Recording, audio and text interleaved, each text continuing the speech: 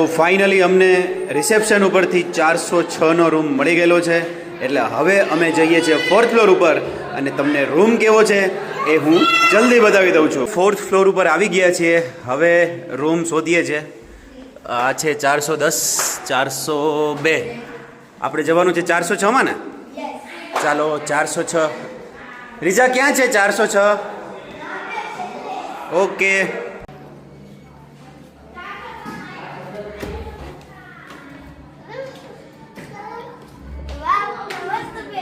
યે.